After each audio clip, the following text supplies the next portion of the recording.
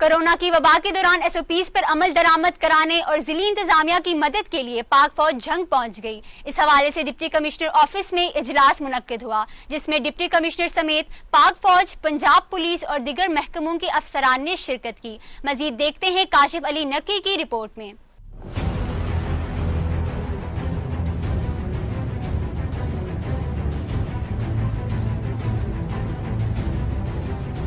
Deputy commissioner Fayaz Ahmad मोहल की ज़ेर सदरत corona SOPs पर अमल दरामद के सिलसिले में आला सतह इजलास कमेटी रूम में मुनक्किद हुआ। इजलास में district police officer Sarfaraz Khan वर्क, पाक आर्मी के colonel Inam, major Hasan, additional deputy commissioner general Sarwar Gujjar, CEO health doctor Sohail Asghar, assistant commissioner Mohammad Qasim Gul समेत दीगर अफसरान ने शिरकत की। इस मौका पर डिप्टी कमिश्नर फयाज अहमद मोहल ने कहा कि कोरोना की हालिया लहर इंतहाई खतरनाक है। तमाम महकमों की मुशावरत से district joint observation group, control room और इंफॉर्मेशन शेयरिंग सिस्टम को तश्कील दिया जा रहा है। आवाम को चाहिए कि हुकूमत पाकिस्तान की तरफ से जारी करदा एसओपीज पर अमल दरामद को यकीनी बनाएं, मास्क का इस्तेमाल करें और समाजी फासले को तरजीह दें। उन्होंने कहा कि जिला में इमरजेंसी सूरत हाल से निपटने के लिए तमाम इक़दाम मुकम्मल कर लिए गए हैं। उन्होंने मजीद कहा कि कोरोना से बचाव के लिए आगाही मुहिम वक्त की जरूरत है।